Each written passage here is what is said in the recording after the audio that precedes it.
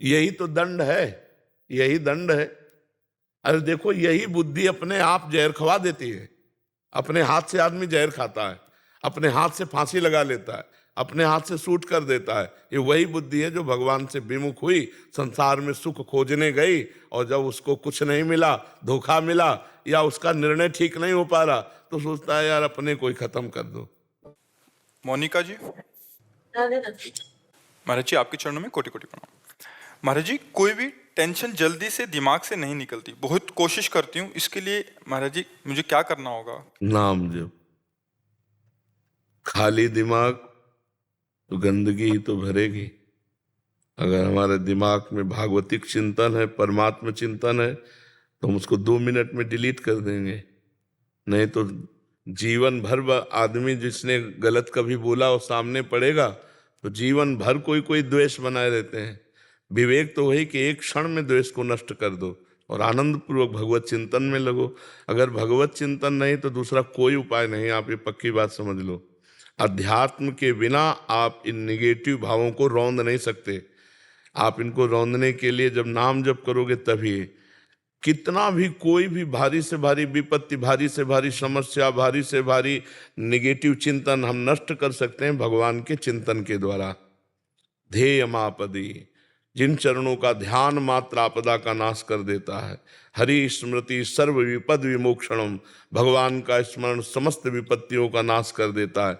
और जब नाम जप करते हैं तो विवेक जागृत होता है। विवेक 1 मिनट में हटा देता है। नहीं तो उसी का चिंतन, इसने क्यों कहा, कैसे कहा, अरे फिर दूसरा, फिर तीसरा, वो इतना चिंतन करते करते फिर वो डिप्रेशन में पहुंच जाता है।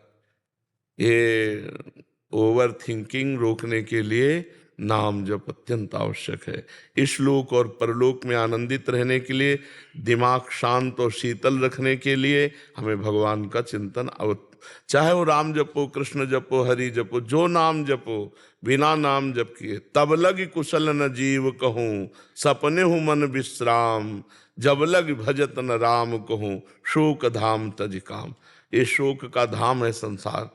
कामनाओं का जाल बिछा हुआ, एक बात पूरी हुई 2 खड़ी हो गई, 2 पूरी हुई 4 खड़ी हो गई, और बार बार उसी का चिंतन करते हुए हमारा जीवन व्यर्थ चला जा रहा है। हम आनंद को तो जान ही नहीं पा रहे। आनंद किसे? हम समझ रहे हैं कामनाओं की पूर्ति से आनंद है, और कामनाओं की पूर्ति से तो और चिंता शोक बढ़ता चला जा रहा है। तो आनंद का मार्ग अध्यात्म है। हम नाम जप करते हुए सब काम करें। नाम जप करते हुए, नाम जप में इतनी प्रवीणता है, जैसे आपने हमें गाली दिया, आपने हमारी निंदा की, आपने हमें अपमानित किया, तुरंत विवेक उठेगा। नहीं नहीं, इसके भी हृदय में तो भगवान है। मेरे किसी पाप कर्म का दंड मुझे भुगताया जा रहा है। ये बेचारा तो निर्दोष है, इसको तो निमित्त बनाया जा रहा है। बड़े कृपालु भगवान, जो हमारे किए हुए कर्म का हमको दंड देकर पवित्र कर रहे हो। उससे मतलब नहीं है, उससे मतलब नहीं है। वो दुष्ट नहीं है। हमारी दुष्टता का किसी जन्म के जो कर्म है उसका दंड देने के लिए इसको निमित्त बनाया गया। ये विवेक, ये ज्ञान आपको 1 मिनट में बचा लेगा। दूसरी बात, इतनी नाम जप से क्षमता आ जाती है कि जैसे अपने हाथ से अपने चोट लग जाए, किसको आप गाली दोगे? अपने हाथ से चोट नहीं लग जाती, अपने किसको गाली दोगे? अपने दांत से जबान कट जाए, किसको गाली दोगे? ऐसे ही सब में आत्मस्वरूप भगवान का दर्शन कर रहा है, तो दुनिया के द्वारा किए हुए प्रहार को ऐसे ही समझ रहा है जैसे अपने हाथ से अपने को दंड में। वो किसी को दोषी नहीं समझता। सब में भगवत भाव। उमा दे राम चरण रत, विगत काम मद कोह, निज प्रभु में देखें जगत, केसन करें विरोध। तो बिना भगवान के चिंतन के इस समस्या का समाधान नहीं हो सकता। जब तक सर्वत्र समबुद्धि नहीं आएगी, ज्ञान नहीं जागृत होगा, तब तक ये जलन शांत नहीं होगी। द्वेष करने वाले पर भी हम रोष ना करें, ये अध्यात्म है, तो हम जीत जाएंगे। नहीं, कितना प्रपंच, जरा दिमाग को आप अपने खुद देखिए, कितना प्रपंच भरा हुआ है। उसको साफ करने के लिए हमारे पास नाम है, राधा राधा राधा राधा। आप खुद देखना, आप कितने गंभीर हो जाएंगे, आपको कितना आनंद आने लगेगा, आप में एक मस्ती आ जाएगी। आप खुद देखिएगा। नाम ही एक उपाय है। किसका प्रश्न था? हाँ, नाम नहीं जप करोगी तो फिर इसको नहीं हटा पाओगी। यही तो दंड है, यही दंड है। अरे देखो, यही बुद्धि अपने आप जहर खवा देती है। अपने हाथ से आदमी जहर खाता है, अपने हाथ से फांसी लगा लेता है, अपने हाथ से शूट कर देता है। ये वही बुद्धि है जो भगवान से विमुख हुई, संसार में सुख खोजने गई, और जब उसको कुछ नहीं मिला, धोखा मिला, या उसका निर्णय ठीक नहीं हो पा रहा, तो सोचता है यार अपने को ही खत्म कर दो। ये है बुद्धि। ये देखो ना कितनी घटनाएं ऐसी घटती हैं। तो इसलिए हमें लगता है सबको नाम जपना चाहिए। गंदा भोजन छोड़ो, गंदा पेय पदार्थ छोड़ो, गंदे आचरण छोड़ो, नहीं तो तुम्हारी दुर्गति हो जाएगी। आज हंस लो हमारी बात पे, girlfriend boyfriend live in relation, आज हंस लो हमारी बात पे कि बाबा जी ऐसी बात करते हैं, ये क्या जाने। समय आएगा ना, तब तुम देखना, हमारी बात को याद करना कि तुम्हारा जीवन कहाँ पहुंच गया है, कितने संकट में पहुंच गया है। तो सच्चे मानो सबको नाम जप करना चाहिए, गलत भोजन छोड़ना चाहिए, गंदा पेय पदार्थ छोड़ना चाहिए, गंदे बच्चों का संग छोड़ना चाहिए, तभी जीवन उन्नतिशील होगा। जो 20 वर्ष के पहले ही ब्रह्मचर्य खो देता है वो गृहस्थी लायक नहीं रहता। समय आने पर देख लेना, एक अच्छा सदगृहस्थ जीवन निर्वाह नहीं कर पाएगा वो। तो आज हमारी समाज बिगड़ती चली जा रही, खान पान बिगड़ते चले जा रहे हैं। बच्चों को देखो ना, जब बच्चों की पसंद, बोले चाउमीन क्या कहते हैं, हाँ नूडल पिज्जा, ये पसंद है। तो हम अच्छा पदार्थ जैसे रोटी दाल चावल सब्जी, ये शुद्ध जो घर के, ये पसंद नहीं आते। बहुत संभल करके भोजन, बहुत देखो, जैसा खाओ अन्न वैसा बने मन, जैसा पियो पानी वैसी बने वाणी, जैसा करोगे संग वैसा चढ़ेगा रंग। तो आज हमारा संग भी गड़बड़, मोबाइल जो चाहो देख लो, और मोबाइल में तो पूरा संसार है, जिस जो चाहो सर्च करो देख लो। और खान पान तो देख ही रहे हैं, पवित्र हो रहा है। और पान की तो पूछो मत, पीने के लिए तो मतलब नए नए बच्चे, छोटे छोटे बच्चे सब अपेय पदार्थ पीने लगे। हाँ तो इनसे बचे तो ठीक है, नहीं तो बुद्धि निगेटिव ही चिंतन कराएगी। तो हमें लगता है कि आप नाम जप कीजिए, पवित्र भोजन कीजिए, तो इससे आप देखना फिर आपका निगेटिव भाव शांत करने के लिए विवेक जागृत हो जाएगा, वो तत्काल शांत कर देगा जी। ब्रिगेडियर अवरेंद्र प्रताप सिंह जी। महाराज जी राधे राधे। महाराज जी, मेरा पूरा परिवार कई पीढ़ियों से श्री हरिदास स्वामी परंपरा से जुड़ा है।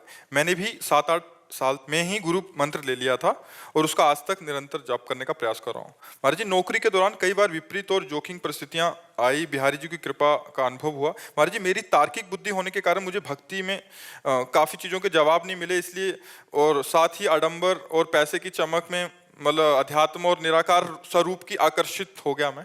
और अब हर रोज ब्रह्म मुहूर्त में निराकार स्वरूप का ध्यान कर रहा हूँ। और कई बार पहले बताओ, निराकार का ध्यान होता है?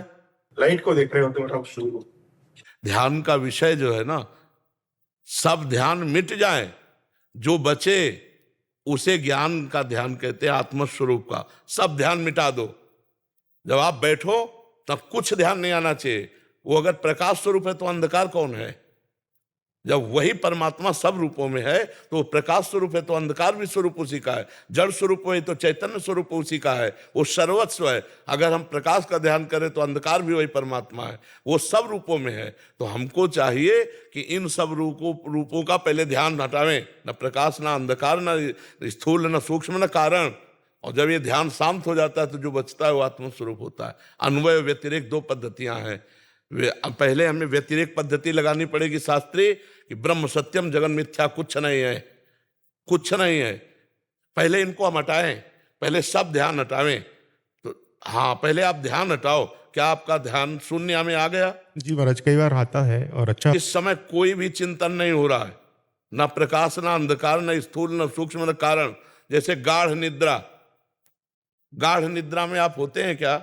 लेकिन होते हैं। अभी कह रहे हैं कि राधा कृष्ण स्वरूप की ओर भी मन आकर्षित है और ध्यान मार्ग में भी, तो दोनों का समावेश बनाना चाह रहे हैं। अब हम कैसे तुम्हें बतावें कि देखो, अभी वो प्रकाश तो है नहीं जिस प्रकाश की हम बात कर रहे हैं, आत्मस्वरूप की। जब तक स्थूल सूक्ष्म कारण को मिथ्या समझ करके और स्थिति नहीं प्राप्त करोगे तब तक वो, और जब वो हो जाएगा ना तो ये सब चंचलता हट जाएगी। कि अभी हम फाइनल में इनकी तरफ आकर्षण, ना ये है ना वो है, जो है वो केवल है, उसका अनुभव करने के लिए बढ़ो। अभी वो बात नहीं है जो बात होनी चाहिए। आप स्वीकार करते हो? जी महाराज। तो आप, ये स्थूल 5 भौतिक शरीर है, इसके अंदर सूक्ष्म शरीर है, मन बुद्धि चित्त अहंकार, 5 ज्ञानेंद्रियां, 5 कर्मेंद्रियां, इसके भी अंदर अनंत जन्मों के संस्कारों का बना हुआ कारण शरीर जो स्थूल का निमित्त बना है, इन तीनों को विध्वंस किए बिना अपने चिंतन में, इनका बिल्कुल विध्वंस, इनसे बिल्कुल संबंध खत्म, साक्षी, तो जो बचता है वो है आत्मस्वरूप है। अभी ना तो उस है का अनुभव है और ना श्यामा प्यारी कुंज बिहारी का अनुभव है, तो हमें लगता है बीच में समय बर्बाद मत करो। वही महाराज वही हो रहा है, मैं सोच रहा हूँ कि कहीं फंस रहा हूँ बीच में मैं। नहीं तो जब आप इतने बड़े महापुरुष श्री स्वामी हरिदास जी से जुड़े थे तो आपको वहीं जुड़े रहना चाहिए। महाराज मेरे भी गुरु का यही कहना है, मैं बालक दास जी तो नहीं रहे अभी, लेकिन अभी जो प्रेजेंट गुरु हैं जी, तो उनका भी यही कहना है कि उनने अपना दिया है, लेकिन मैं आपसे थोड़ा सा उसमें लाइट चाह रहा था। मतलब इनको अभी थोड़ा सा द्वंद्व है कि ये बीच में वैसे हो गए थे कि निराकार स्वरूप का ध्यान, और अभी फिर से इधर आना चाहते हैं। निराकार स्वरूप हमें है, हमने जो आकार पकड़ा वही आकार पकड़ लिया। कर्मा के अनुसार मनुष्य शरीर बना, हम मनुष्य पुरुष मान रहे हैं अपने को, स्त्री मान रहे हैं अपने को। हमारा क्या स्वरूप है आप बताओ, क्या स्वरूप है? आपको कितने साल हो गए इस शरीर में रहते? 61 साल हो गए होंगे। 61 साल में 1 मिनट अपने से मिले हो तो हमें बताना। 61 साल में 1 मिनट अपने से मिले हो? 3.5 हाथ के घर में रह रहे हो, बाहर ही भटकते रहे, सब बाहर को ही अपना मानते रहे, अपने को भूल गए। उसी स्वरूप में आ जाओ। जितने शास्त्र हैं सबका कहना एक ही है। महाराज जब तक नौकरी में थे तब तक तो आप अपने व्यस्त रहे, लेकिन अब नौकरी के बाद, और बच्चे भी फौज में ही हैं दोनों से, अब सही रास्ते में आ जाओ। हम आपको प्रार्थना करते हैं, हमारी बात मान लो। जो नाम स्वामी जी महाराज के पंथ से मिला है उस नाम को जपो, श्यामा प्यारी कुंज बिहारी का, और आश्रित हो जाओ। आश्रित हो जाओगे तो वो मामे ये प्रपद्यन्ते माया में ताम तरंती थे।